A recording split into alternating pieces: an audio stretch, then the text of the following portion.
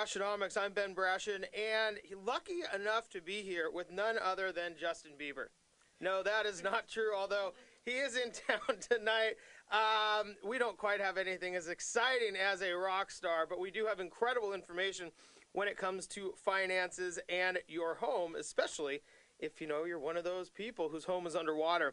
Wes Jones joins us again. He's a partner with Home Helper Consultants, and their brand new website, howshortamI.com, helps homeowners discover how long it could take until their value breaks even. Welcome back, Wes. How are you? Doing great, Ben. Thanks for having me back. And, you know, we really do try to aspire to be the Justin Bieber of the short sale industry. Well, you know, it's selling real estate and taxes and getting out of your property and, you know, being able to, you know, not necessarily have to take those huge financial losses can really be as exciting if done right. I can't think of anything more exciting than to talk about taxes.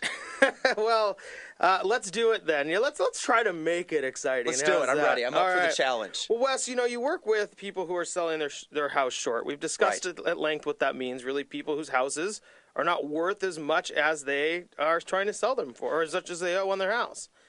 Yeah, and we're seeing that quite a bit, you know, with the market has readjusted as far as it has, and even with the nice little uptick that we've seen lately, I mean, there's still a large majority of people that are upside down in their homes, meaning that they are worth less than what is owed. Zillow actually came out with a recent study, and it's 38% of all homeowners in the greater Seattle area are upside down. So, yeah, there's a lot of people out there in that situation. So let's talk a little bit about how to maybe make it better, because, you know, some people are, and some people want to sell their home. But, you know, people get so many misconceptions or hear so many myths about taxes or what the government will do, or if they're going to have to pay it back, or you know, well, you probably hear more than I do. Yeah, that's some of the most common questions are, you know, hey, am I going to have to pay the remainder between what is owed and what the property sells for? And then more and more recently, people are, you know, as they're digging in and doing more research, taxes, the topic of taxes comes up, and they say, well, you know, hey, I heard that I'm going to be taxed on the amount that, or the difference between what is owed and what we sell it for, essentially, you know, the deficiency. And it's true. There can be some taxable income with a short sale, but that is can be. And what it is essentially, you know, if a property, you've got a loan for $300,000 and it sells for $250,000. There's a $50,000 delta. The IRS actually sees that as taxable income, or it can be. But it doesn't necessarily mean that you're going to have to pay on it, and there's ways to legally get around that. Number one is the Mortgage Debt Relief Act, and that was a tax act that was enacted in 2007 to allow a underwater homeowner to short sell their property and not be liable for that difference. Here's the big but. That tax act is set to expire at the end of the year.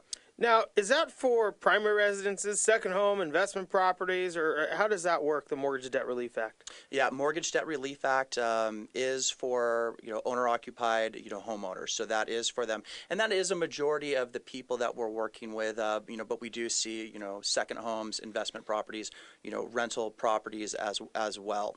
So, you know, one of the big questions is, hey, you know, we're getting towards the end of the year. What's going on with the Mortgage Debt Relief Act? Is that guy going to get extended? And, you know, the answer is we don't really know right now. Our best guess is we probably think it's 40% that it's going to get extended. And there is a little bit of talk right now, you know, in Washington that it's going to get extended. I know that the Senate has actually passed a bill that includes a year extension for that. It's sitting right there, you know, in the House right now, but we don't know what they're going to do with it, and that's going to get extended or not. It does have support from both parties, but it's an election year, so anything can happen. Our best guess is that it's probably going to get extended, but and it doesn't really matter which party is going to win. we kind of think that they're going to come in at the last minute, and maybe the Democrats are touting that right before the election. If the Republicans win, maybe they do it right after the election to kind of come in as the saviors and say, hey, we extended this thing. And nonetheless, somebody will do it to get back at somebody. We exactly. know that, right? Well, I think somebody just wants to take credit for it. Absolutely. And I think that it's got to. I mean, I've been on the show a couple times lately talking about everything that's changed. You see the government putting pressure on the banks to allow short sales to go through. You see, banks streamlining their processes. So there's this big push to short sale. I don't see how they take that back just now as they finally streamlined their processes. But we'll see. I think we'll know more in a month. We are here with Wes Jones, partner with Home Helper Consultants. Will be extended. What options does that really give somebody right now? Because short sales don't just happen by December 31st because there's a tax tax piece ending. That's right. There's short sales are not necessarily all that short in time. So if somebody got started today, there's no guarantee that we would be closed out by the end of the year. If we had an offer today on a property, we'd have a shot.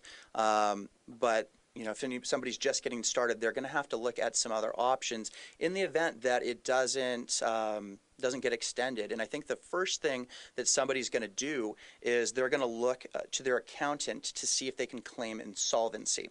And what insolvency is it's an accounting term.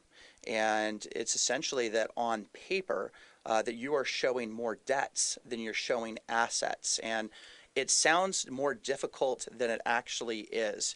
And what I mean by that is, on paper, if you're able to show more debts than you are assets, you will also not be liable for that, tax burden.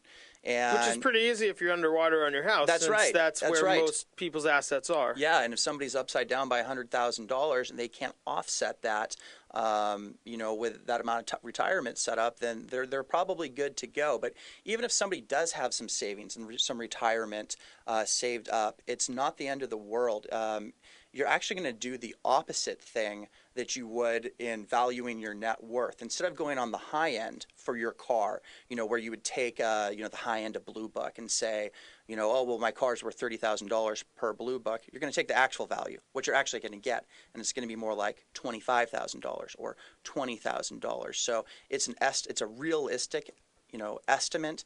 It's not what you really want it to be. Sure. Yeah. You can't be the guy who thinks theirs is the only house in the neighborhood that didn't go down in value. Yeah, exactly. Yeah, we have those conversations all the time. I do have to cut you off because we do have to go to break.